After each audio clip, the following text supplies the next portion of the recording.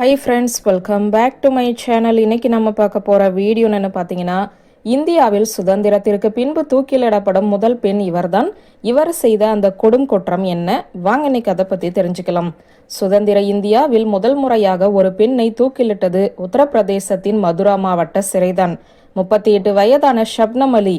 அவருடைய தாய் தந்தை 2 சகோதரர்கள், மைத்துனர், உறவினர் மற்றும் 10 மாத மருமகனாகிய 7 பேரை கொல்வதற்காக அவர்களுக்கு மயக்க மருந்து கலந்த பாலை பரிமாறி பின்னர் அவர்களுடைய கழுத்தை அறுத்து கொலை செய்ததாக குற்றம் சாட்டப்பட்டார். உத்தரப்பிரதேசத்தின் மொரதாபாத் பிரிவில் உள்ள ஹம்ருஹாவில் இருந்து 20 கிலோமீட்டர் தொலைவில் உள்ள பவான்கேரி என்ற கிராமத்தை சேர்ந்த ஷப்னம் ஆங்கிலம் மற்றும் புவியியலில் இரட்டை MA பெற்ற பட்டதாரி. இவ்வளவு படித்த பெண் ஏன் இத்தனை கொலைகளை செய்தார்?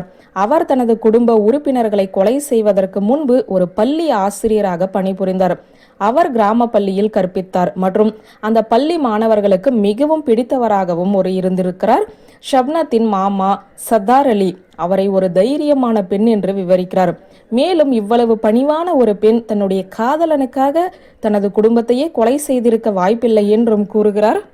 ஏப்ரல் 15, 2008 நள்ளிரவில் ஷப்னம் தனது குடும்பத்தினருக்கு போதைப் பொருள் கொடுத்து தூங்க வைத்துவிட்டு அவர்களுடைய கழுத்தை அறுத்து படுகொலை செய்திருக்கிறார்.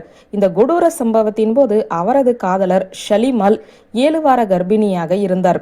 சலீமுடனான உறவுக்கு ஷப்னத்தின் குடும்ப உறுப்பினர்கள் எதிர்ப்பு தெரிவித்தனர். இருவரும் வெவ்வேறு சமூக பொருளாதார பின்னணி சாதியிலிருந்து வந்தவர்கள். ஷப்னம் அலியின் குடும்பம் சைபி முஸ்லிம்கள். அவர்கள் பெரும் நில உரிமையாளர்களாக இருந்தனர். அதே சமயம் சலீம் வேறொரு பிரிவை சேர்ந்தவர். 6ஆம் வகுப்போடு படிப்பை நிறுத்திவிட்டு தினசரி கூலியாக அவர் வேலை செய்கிறார். ஷப்னமின் குடும்பத்திற்கு சுமார் 30 பிகா நிலம் இருந்தது. அவரது தந்தை உள்ளூர் கல்வியில் கலை ஆசிரியராகவும் இருந்தார். சலீமுடனான காதல் ஷப்னத்தின் காதலால் குடும்பத்தில் பதட்டமான சூழல் நிலவியது. உத்தரப்பிரதேசத்தில் உள்ள ஹம்ரோஹாவில் உள்ள செஷன்ஸ் நீதிமன்றம் 2010 ஷப்னம் மற்றும் சலீம் ஆகியோருக்கு மரண தண்டனை விதித்தது. அடுத்த 11 ஆண்டுகளில் ஷப்னம் அலகாபாத் உயர்நீதிமன்றம், ஜனாதிபதி மற்றும் 2 முறை உச்சநீதிமன்றத்தில் மேல்முறையீடு செய்தார். அவருடைய மறு ஆய்வு மனுவை உச்சநீதிமன்றம் தள்ளுபடி செய்தது. இருப்பினும் அவர் இன்னும் அனைத்து நீதித்துறை தீர்வுகளையுமே முயற்சி செய்து பார்த்தார். ராம்பூர் சிறையில் அடைக்கப்பட்ட ஷப்னம் 150 ஆண்டுகளுக்கு முன்பு கட்டப்பட்ட மதுரா சிறையில் தூக்கிலிடப்படுவார்.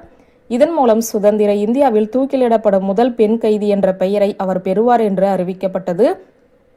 அம்ரோஹாவின் பவான்குடி படுகொலை நடந்து 13 வருடங்கள் கழித்து அவர் தூக்கிலிடப்படும் ஆணை வந்தது. ஷப்னமும் சலீமும் தூக்கிலிடப்படும் நாளுக்காக ஷப்னத்தின் மாமா சத்தார் அலியும் அத்தை பாத்திமாவும் ஆவலுடன் இருந்தார்களாம். தங்களுடைய மருமகள் மீது அவர்களுக்கு துளியும் அனுதாபம் இல்லை. அவர்களின் கூற்றுப்படி தூக்கிலிடப்பட்டால் மட்டும் கொல்லப்பட்ட உறவினர்களுக்கு நீதி கிடைக்கும். படுகொலை செய்யப்பட்டதிலிருந்து சகோதரர் ஷவுகத் அலி வீட்டில் சத்தார் வசித்து வருகிறார்.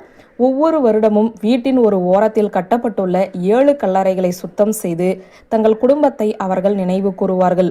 உண்மையில் ஷப்னத்தின் செயல்களால் ஏற்பட்ட வடுக்களால் பவான்கெடியில் உள்ள எந்த குடும்பமுமே தங்கள் மகளுக்கு ஷப்னம் என்று பெயரிடவில்லையாம்.